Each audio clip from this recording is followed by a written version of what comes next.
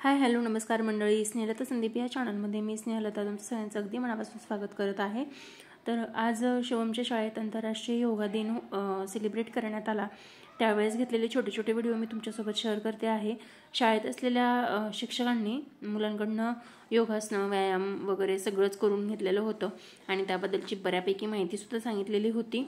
तर मी व्हिडिओ पुढे शेअर करते आहे, व्हिडिओ शेवटपर्यंत नक्की बघा। व्हिडिओ आवडला तर व्हिडिओला लाईक करा, शेअर करा आणि कमेंट करून नक्की सांगा व्हिडिओ तुम्हाला कसा वाटला ते। चला तर मग आता व्हिडिओला सुरुवात करते। योगा दिन साजरा केला जातो, बरोबर आहे ना? मग तो फक्त याच 21 जूनला नसतो, तर तो दरवर्षी येणार आहे। जोपर्यंत आपण आहोत ही आंतरराष्ट्रीय तारीख जाहीर झालेली आहे, त्याच्यामुळे दरवर्षीचा 21 जून हा आपण योग दिन म्हणून साजरा करत असतो। एक असं वाक्य आहे बघा, करा योग रहा निरोग, करा योग रहा निरोग। निरोगी म्हणजे काय? तर आजारांपासून दूर राहणं। आपण सारखं बघा, आता पाहतो आपल्या घरात आजी आजोबा आहेत, आई वडील आहेत, किंवा आपण सुद्धा थोडं पळत गेलो, थोडं खूप चालत गेलो की तुमचं आई गं माझे खूप पाय दुखायला लागले, मी आता काहीच काम करणार नाही। का नको हे? कारण आपल्या शरीराला व्यायामाचा अभाव आहे, म्हणून आपण या गोष्टी बोलत असतो। आजी पण खाली बसताना बघा, आई गं माझे गुडघे दुखतायत, आई गं माझा खांदा दुखतोय, मला आता तो हंड्यात उचलत नाही। का होतं हे सगळं? त्यांनी व्यायाम केला नाही असं नाही, त्या घरचं काम करतात। घरचं काम करणं म्हणजे हा व्यायाम नाही। घरचं काम करणं म्हणजे व्यायाम असतं का? आई कपडे धुते, भांडी घासते, घर झाडते, हे काय व्यायाम नाही, ते काम आहे। काम आणि व्यायाम याच्यामध्ये फरक आहे। व्यायाम म्हणजे ठरवून शरीराला नीट उभारा। व्यायाम म्हणजे काय? ठरवून शरीराला आपण जो लवचिकपणा किंवा जो आपण मोकळेपणा शरीराला देतो तो कामामध्ये देता येत नाही। काम करताना आपण असं पाय लांब करतो का रे? तर ते काय कधी भांडी घासताना असते का? नाही। मग जो ठरवून लवचिकपणा दिला जातो त्याला व्यायाम म्हणतात, आणि जे काम असतं त्याला व्यायाम म्हणत नाही। हे पहिल्यांदा तुम्ही लक्षात घ्या आतापासून। बरेच जण असे बऱ्याच महिला, बऱ्याच तुमच्या आई किंवा थोडं काम आहे का आम्हाला, काय गरज आहे आम्हाला वॉकिंग करायची, काय आम्हाला चालायची गरज आहे, पण चालणं आणि घरात काम करणं याच्यामध्ये फरक आहे। आणि म्हणूनच आपल्या शरीराला आजारांपासून दूर ठेवण्यासाठी, आपलं शरीर तंदुरुस्त राहण्यासाठी आपल्याला योगासन करणं, व्यायाम करणं ही काळाची गरज आहे।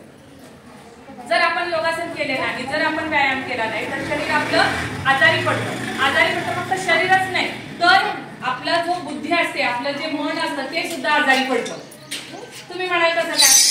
बघा, तुम्ही तर रोज सकाळी उठले नाही, बघा तुम्ही रविवारी उठून तुम्ही किती आळसल्यासारखे असता, किती थकवा येतो, कंटाळा येतो, अभ्यास करावासा वाटत नाही, काहीच करावंसं वाटत नाही। लक्ष द्या।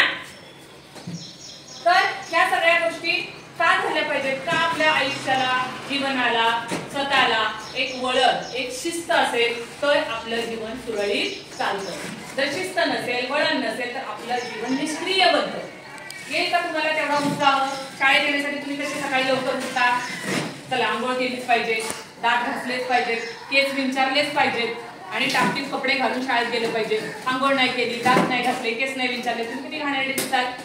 न कळत तुम्हाला आजार होतील, न कळत म्हणून नको मी घाण दिसतोय, नको, लगेच बघा लपतो आपण। आंघोळ केल्यानंतर आपण लपतो, येत नाही घरातून बाहेर, मी अजून आंघोळच केली का? कारण मनाला ही निष्क्रियता आलेली असते, मनाला थकवा आलेला असतो। मनाला प्रसन्न करायचं असेल तर आपल्याला कशाची गरज आहे? व्यायामाची, शिस्तीची। आणि शिस्त कधी लागते? जेव्हा आपण काय करतो? व्यायाम करतो। बघा, सकाळी तुम्ही उठून व्यायाम करा, 4 उड्या मारा, फक्त असं वॉकिंग करा। जागच्या जागी तुम्ही हळूहळू वॉकिंग करा, सगळ्यांनी करा जागेवर हळूहळू वॉकिंग। हा काय सांगितलंय तुम्हाला? एक योगाचा प्रकार आहे। काय आहे? योगाचा प्रकार, बरोबर आहे? बस त्याच्यानंतर कमरेवर हात ठेवू, फक्त मान इकडे अशी करायची, उजवीकडे डावीकडे, उजवीकडे डावीकडे, 1 2 3 4 5 6 7 8 9 10 आहे की नाही हा योगा?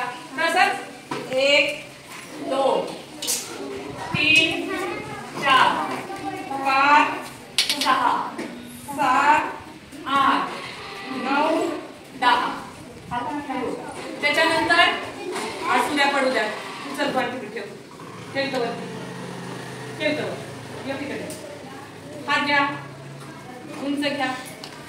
परत घ्या असे करा.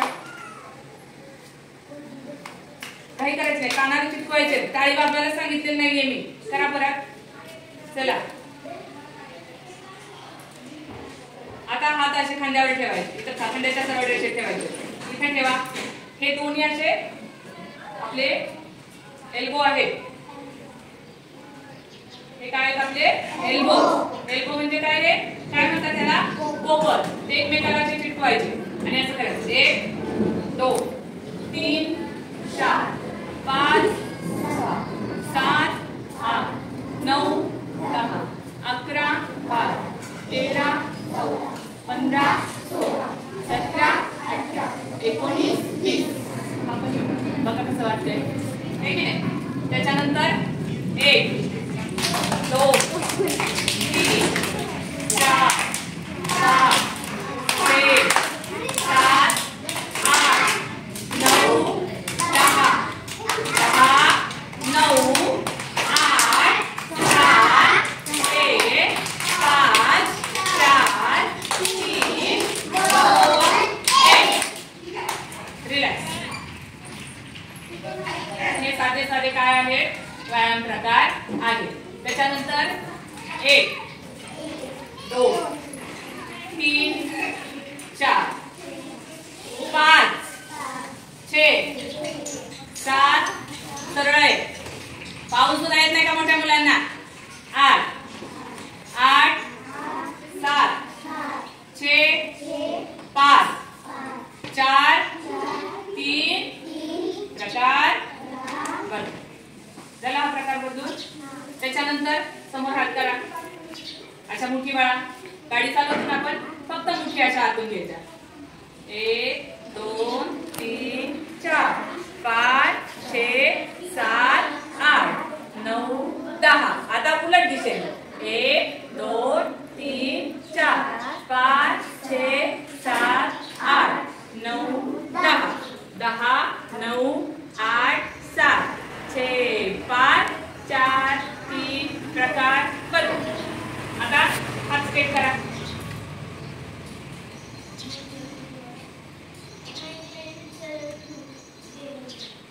छोटे छोटे व्यायाम प्रकार आहेत. त्यातून खूप शरीराला आपल्या काय मिळते, ताकद मिळते. आपण फ्रेश होतो, आपल्याला उत्साह येतो आणि त्याच्यामुळे आपल्याला बुद्धी पण चांगली चालते, अभ्यास चांगला होतो, काम करावंसं वाटतं.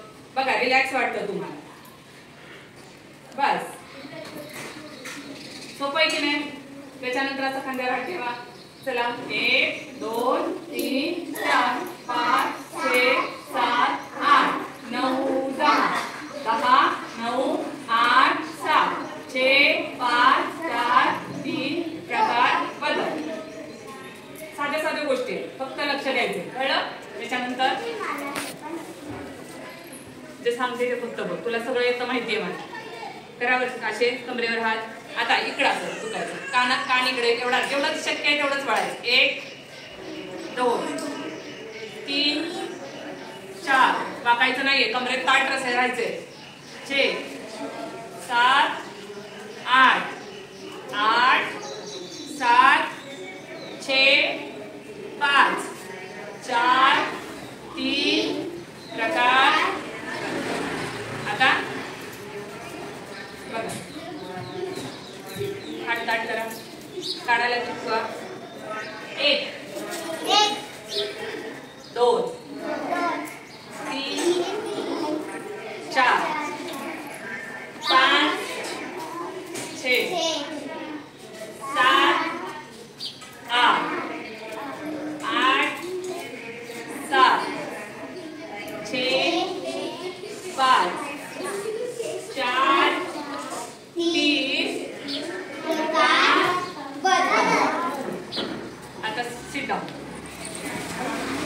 मॅडमांनी सांगितलेली माहिती आपण सगळ्यांनीच ऐकली असेल, तर पुढच्या व्हिडिओमध्ये मी तुमच्यासोबत शेअर करणार आहे. मुलांकडनं कसे योगा करून घेतले, व्यायाम करून घेतले ते मी तुमच्यासोबत शेअर करणार आहे. आजचा छोटासा व्हिडिओ तुम्हाला कसा वाटला आहे मला हे कमेंट करून नक्की सांगा.